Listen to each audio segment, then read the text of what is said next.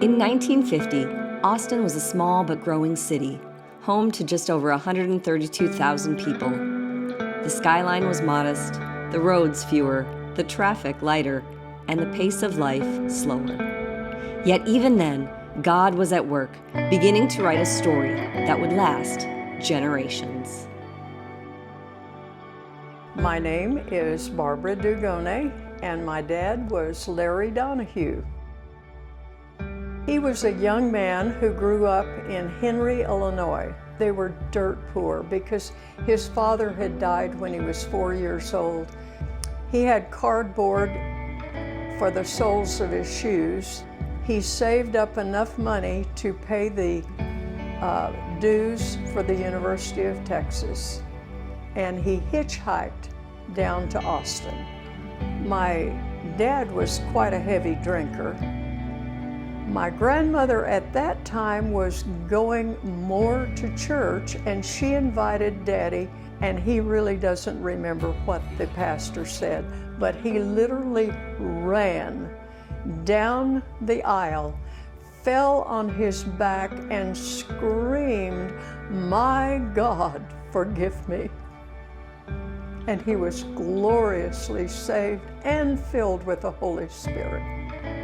The Lord spoke to him and said, "Larry Donahue, what are you doing sitting in a Sunday school class?" He had always been a worker in the church, but he did not consider himself a preacher. It was on a cold December day when Pastor Larry Donahue led a small group of Spirit-filled believers in a bold vision to plant a church that would proclaim the good news of Jesus Christ. They called it Glad Tidings. And the story began.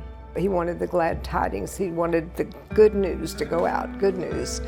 They decided where to put a church with, and it would be on the outskirts of town, which of course now it's in the middle of Austin.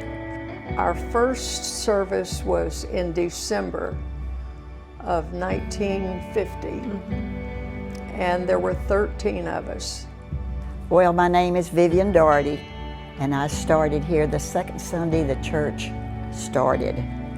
Besides my mother and my 3 brothers and the 4 Donahues, there was about 6 or 7 other people there, and that was it. And it didn't take that many years until we purchased the land over on Justin Lane. In 1953 is when the other church was built, and because we were packed out. And that's where our family lived, on Justin Lane. Through the decades, through seasons of change, challenge, and growth, God continued to pen the chapters of Glad Tidings. In the 1960s and 70s, the church expanded. New ministries were formed, families were raised, worship echoed through the sanctuary. And in each new chapter, God remained faithful, and Glad Tidings remained a place of healing, hope, and community. We came here October 1, 1972. That was our first time at Glad Tidings. And Pastor Bill Brummett was the pastor at that time. They asked Vic to come, and he did, and he was the right man. Pastor Schober, I remember he can go from being very serious and everything to being quite a jokester. He was a very astute man, business-wise. The church was running around 200, and in a matter of about 3 or 4 years, we were running near 1,000. And we had to have several services on Sunday because the facility was not able to handle. We built a new church facility. Actually, about the 3rd year, we had a new sanctuary that was twice the size of the other one.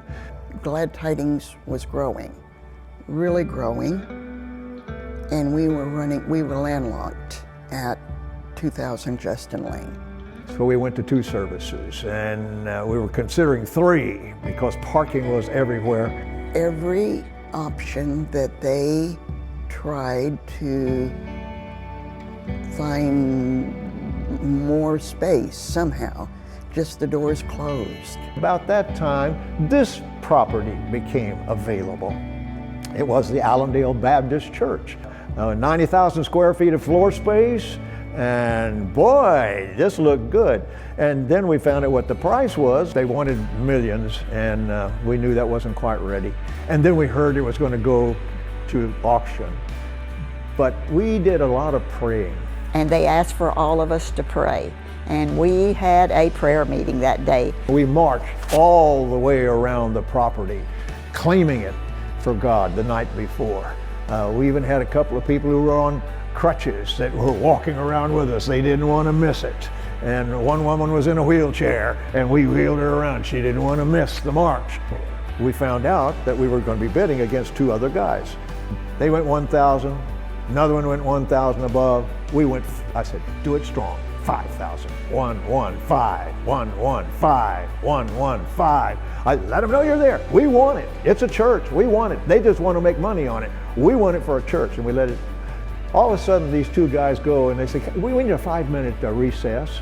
These guys want to back out. They don't want to do anything more. They know it's a church, and so we just want to let you know that when it comes to you again, your last bid, and that's it. And we got this property for pennies on the dollar. We had about 35 people down there, deacons and church staff and others.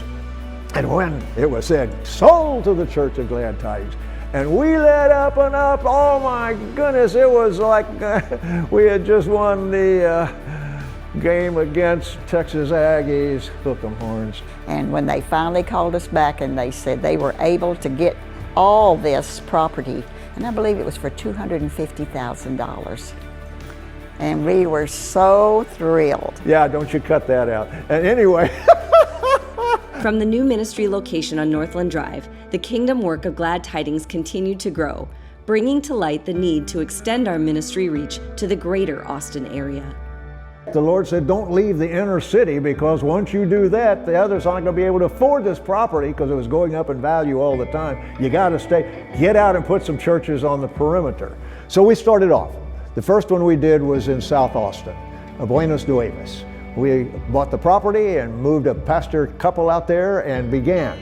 And that was the start. From that first campus, Glad Tidings expanded to the communities of Manor, Leander, and Liberty Hill. I've been coming to Glad Tidings since 1993. I was 7 years old when I first came. Well, we lived in Liberty Hill. We drove 30 miles to church. I slowly began to invite kids to church, and we filled up my mom's 2000 Golden Chrysler minivan. And then once we filled that up, we filled up a church van, and then 2 church vans, and then 3 church vans, plus the minivan. And kids started to get saved. One day the bus didn't pick us up on a Wednesday, and I called Jesse, and Jesse said, well, why don't you just use that building?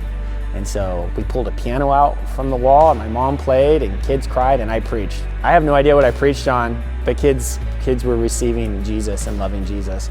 In 2011, my mom became the campus pastor there, and I served there as worship leader and youth pastor. And then one day she said, what do you think about being the campus pastor here? And I said, yeah, maybe in 10 or 15 years.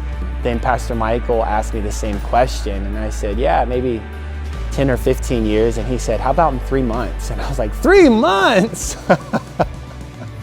That's how I became the campus pastor here. I just kept saying yes to Jesus. Today, Glad Tidings continues to be a place where lives are changed. Hi, I'm Paul, and I started watching online earlier in 2025. After about nearly 10 years of despair, depression, and addiction, I asked Jesus to take control of my life, and then I got baptized in November. Going from extreme despair to absolute joy and wonderment has been tremendous, and now my whole goal is just to serve, and I couldn't be more pleased, and I want more people to know that God's love is great, and everyone should take the opportunity to experience His love. I'm Joe, and this is my wife Michelle, and this is our story. We had been without a church for a while, and we had bounced around a little bit, but it wasn't until we walked in here and we knew that God was in this place and this is what God had for us. And little did we know that leading into the 2025 year, we were gonna have such a trying year. Our son had a major surgery on his knee. Our daughter, our baby girl, had a heart surgery. Right at the end of all of that, our marriage nearly fell apart. It basically did. And we really thought it was over, and we just didn't know how to find our way out of it by ourselves. Being in this place and learning and trusting God to see us through, we received a miracle. God restored our marriage, healed our marriage better than it was. Better than ever before. We're actually leading a grace-filled marriage small group this semester. So this is a place of miracles. This is a Beauty from Ashes story, and Glad Tidings has been there for us through it all. We're a multi-generational family, a diverse, spirit-filled community making Jesus known in the heart of Hill Country. My husband and I were the first ones married. We got married here in June of 1988. I was saved here in 1979. We were saved here in 1995 and baptized in 1996. And we get married here in 2000. We were both saved and baptized here in 2024. I was saved and baptized right here in 1999. I got baptized here in 2025. I was saved and baptized right here as well in 1999. And we got married here in 1987. I was saved and baptized here in 2003. We were married here in 2002. He's been embarrassing me here since 2005. I was saved here in 2007. And my son, RJ, was the first baby dedication. We dedicated both of our children here in 1992 and 1995. I was saved here in 2021. We were saved and baptized here in 2024. And we got married here in 2025. I was saved here in 2022. And we got married here in 1979, 47 years ago, by Larry Donahue. As we look ahead, we're not just honoring the past, we're stepping into the future. We believe the next 25 years will be marked by revival, discipleship, and deeper impact in the greater Austin area as we continue to declare hope and develop people. I hope that in the future that we keep growing and we look at these children and we see so many of these little ones now, and we hope that they grow up and become ministers and workers in the fields. I believe that Glad Tidings is a church that is pouring into the next generation, because we can't be just us four no more. I mean, it's fun to get to know the people that are in the church, but there are people out there that don't have somebody. They don't have a church family. When crisis hits, who do they turn to? I think about that all the time. This is one church, 5 locations, but that's not the end. I have to tell you, there's probably going to be 6 locations. And I don't know where it's going to be, and I don't know if I'm telling the pastor what to do or not, but the Holy Spirit doth saith there may be 7. I've never worked on a staff as unified as this staff is. Michael and Tamara are God's gift to Glad Tidings. He invests so much time, so much study, so much prayer. We know we can trust him. We know we can trust his leadership. We can trust him to take us into the next 25 years. We thank God for authoring 75 wonderful years of ministry significance, and we're ready for what's next. The story that God is writing, it's not finished, and the best is yet to come. Thank you to every pastor, every staff member, every volunteer, every faithful giver, and every prayer warrior. This is your legacy, and it's just the beginning. The story continues because the next chapter needs you.